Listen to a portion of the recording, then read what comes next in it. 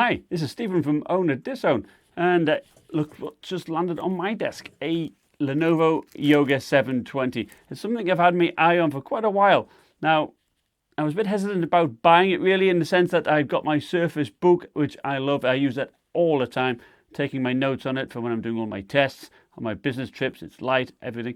But this is a 15-inch and it has a GTX 1050 in it. So, you know what? I just couldn't resist. So the Lenovo Yoga 720 comes in two different formats. There's the 13.3-inch and the 15.6-inch. Now, the 13.3-inch has an i5-7200U processor in. So it's like the lower end. And it generally starts around about, say, $700 or so. So it's fairly cheap. And it has the HD 620 internal graphics in it, and about 8 gigabytes of RAM. Now the 15.6-inch does allow it to step up to the i7-700HQ CPU, and of course that has the HD 630. But so you can get the base level around about $1,000 with that integrated graphics and about 8 gigabytes of RAM and 256 gigabyte SSD, all the way up to around about $1,500–$1,600, 1 terabyte SSD, 16 gigabytes of RAM, and of course the dedicated graphics. Plus also you can either have a full HD or a 4K panel. Now this I bought from Best Buy, quite a good deal. I got it for about $1,200, 4K panel, GTX 1050, 16 gigabytes of DDR4, 2133 MHz RAM, and a 512 gigabyte SSD. So I think that was quite a good deal. So let's just an unboxing, do a full review. So let's take a look. Now, of course, it has a touch screen as well, which is great, and also has a digitizer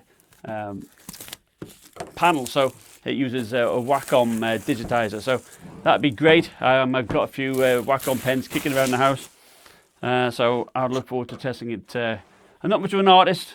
I mean, I can, my 6-year-old can draw as well as better than me, I think, but I'm always writing notes. So it comes in a very nice solid box, nice silver grey.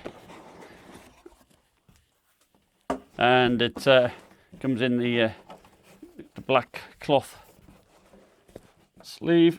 And there you go.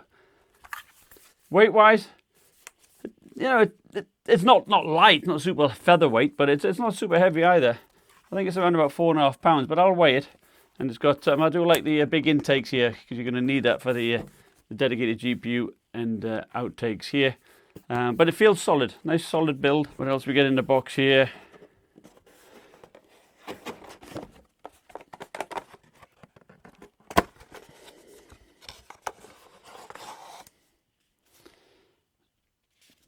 Setup instructions.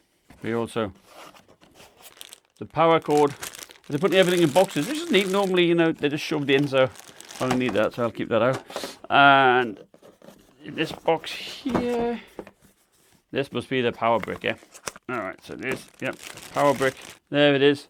Nice and small, so you can carry it around. And it's got the, like a rectangular plug on the end for Lenovo. And last but not least, an empty box. Go figure. Now this should be where a pen would go in, wouldn't it? One would think.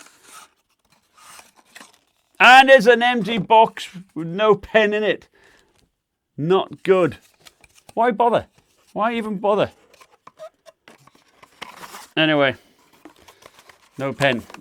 Which, to be fair, I knew, but still, I mean, why have a box? About 14 inches long, or about 36 centimeters long. About 9.5 inches wide, or 24 centimeters, and about 19 millimeters thick, or just shy of an inch. On the right hand side we have the power button, the USB-C 3.1 port, which also has Thunderbolt support. Now instead of 4 PCI Express lanes, there's only 2. And here we have the super speed USB 3.0 port.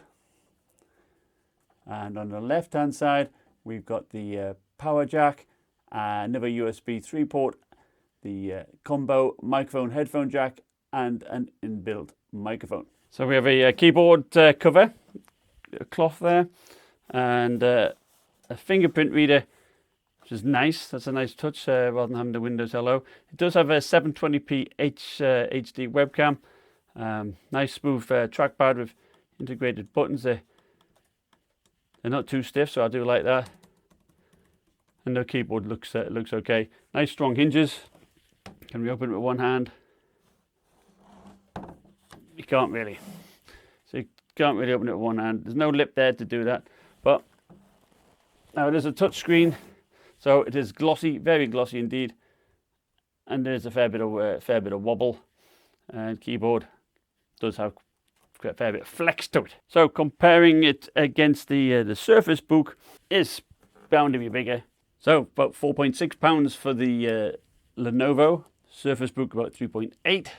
Certainly the Surface Book is a bit thinner at the hinge. It's pretty much the same thickness here. So as you can see, it has lovely thin bezels. A little bit thicker at the bottom, I notice, but you do like that. It's very sleek design, and does remind me of the Dell XPS 15, which it is probably its main direct competitor, because that also is available with a GTX 1050 graphics card. However, this does have the digitizer Wacom support, which is pretty unique for like a 15-inch laptop. And it is also able to go into different modes, of course. If you're wanting to do a presentation, you can got like the tent mode, and of course it goes flat, so you can do your notes or draw your pictures. Also, the HP Spectre 360 is competing, as well as the Surface Book here. So we actually are getting quite spoiled for choice. I'm interested to find out how this performs, not only for taking notes and things, but also gaming wise, because as you travel, it's useful to have something portable, lightweight, and be able to game on the go. So thanks for watching. Stay tuned for my full review, and I'll see you next time.